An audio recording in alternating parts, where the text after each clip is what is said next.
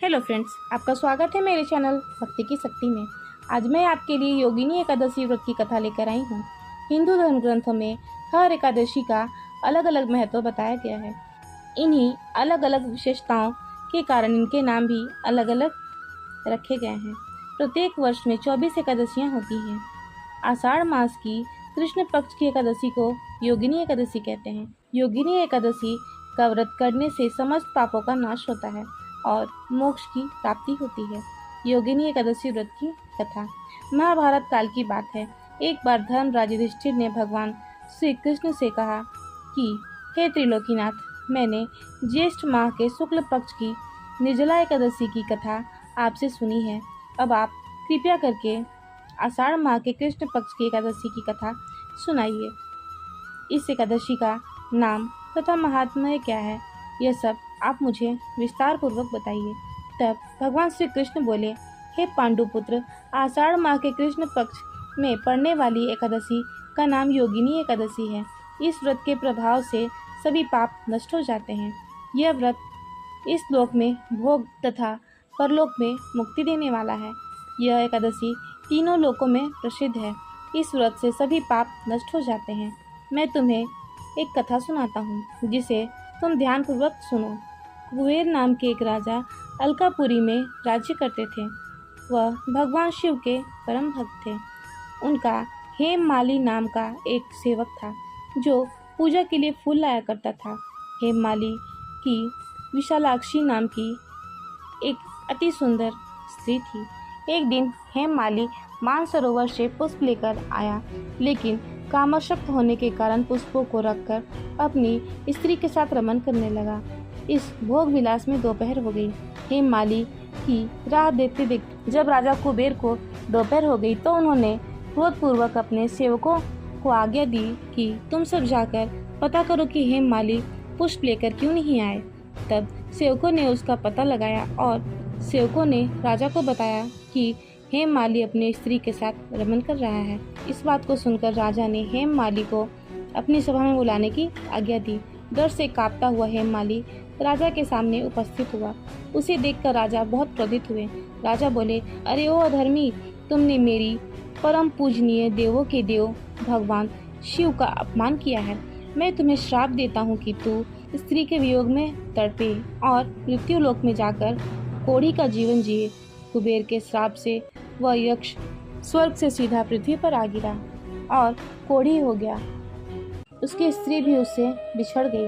मृत्यु लोक में आकर उसने बहुत भयंकर कष्ट भोगे, किंतु भगवान शिव की कृपा से उसकी बुद्धि मलिन नहीं हुई और उसे पूर्व जन्म की सुध रही।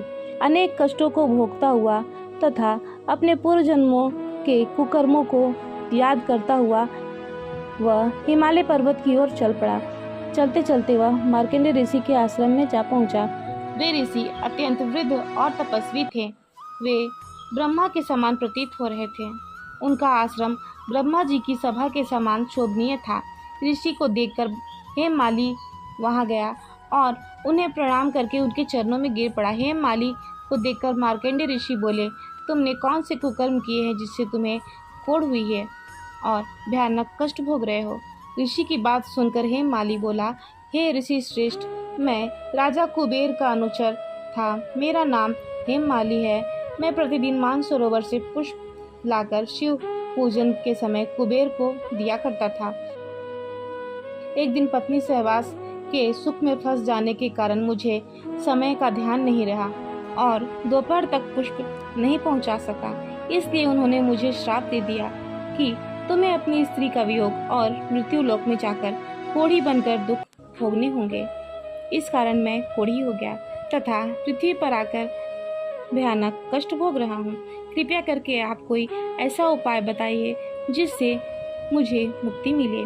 मार्कंडेय ऋषि बोले, हे हेममाली, तुमने मेरे सम्मुख सत्य वचन बोले हैं, इसलिए मैं तेरे उद्धार के लिए एक व्रत बताता हूँ। यदि तुम आषाढ़ माह के कृष्ण पक्ष की योगिनी नामक एकादशी का विधि पूर्वक व्रत करोगे तो तुम्हारे सभी पाप नष्ट हो जाएंगे। महर्षि के वचन सुनकर हेममाली अति प्रसन्न हुआ और ऋषि के बताए अनुसार योगिनी एकादशी का विधि पूर्वक व्रत किया। इस व्रत के प्रभाव से वह अपने पुराने स्वरूप में आ गया और अपनी स्त्री के साथ सुखपूर्वक रहने लगा। भगवान श्री कृष्ण बोले, हे राजन, इस योगिनी एकादशी की कथा का फल 88,000 ब्राह्मणों को भोजन कराने के बराबर है। इस व्रत से सभी पाप नष्ट हो जाते हैं और अंत में मोक्ष प्राप्त करके प्राणी स्वर्ग लोक का अधिकारी बनता है। जय हो भगवान विष्णु की। योगिनी एकादशी व्रत की पूजा विधि। योगिनी एकादशी के दिन सुबह उठकर स्नान आदि से निवृत्त होकर स्वच्छ वस्त्र पहने एकादशी व्रत का संकल्प लें। उसके बाद घर के मंदिर में पूजा करने से पहले एक वेदी बनाएं। उस पर सप्तधान, उड़द, मूंग, गेहूं, चना, जौ, चावल और बाजरा रखें। वेदी के ऊपर एक कलश रखें और उसमें आम या अशोक के 5 पत्ते रखें। वेदी पर भगवान विष्णु की मूर्ति या तस्वीर रखें। भगवान विष्णु को पीले फूल, ऋतुफल और तुलसी दल अर्पित करें। फिर धूप दीप से भगवान विष्णु की आरती करें। योगिनी एकादशी की कथा सुने या पढ़ें। शाम में भगवान विष्णु की पुनः आरती करें। फलाहार ग्रहण करें। रात्रि में सोए ना, बल्कि भजन कीर्तन करते हुए जागरण करें। अगले दिन ब्राह्मण को भोजन करवाएं और यथाशक्ति दान दक्षिणा देकर विदा करें। इसके बाद स्वयं भोजन ग्रहण कर व्रत का पालन करें। योगिनी एकादशी व्रत का महत्व। हिंदू धर्म ग्रंथों के अनुसार योगिनी एकादशी के बारे में भगवान श्री कृष्ण ने कहा है कि इस व्रत को करने से 88,000 ब्राह्मणों को भोजन कराने का फल मिलता है। धार्मिक मान्यता के अनुसार योगिनी एकादशी का व्रत श्रद्धापूर्वक करने से व्यक्ति के कुष्ठ रोग तथा कोढ़ पूरी तरह से ठीक हो जाते हैं तथा अनजाने में किए गए पाप भी नष्ट हो जाते हैं। फिलहाल इस वीडियो में इतना ही। अगर आपको मेरी यह वीडियो अच्छी लगी हो तो मेरे वीडियो को लाइक करें और ज़्यादा से ज़्यादा शेयर करें और मेरे चैनल को सब्सक्राइब करना न भूलें। वीडियो में अंत तक बने रहने के लिए आपका धन्यवाद।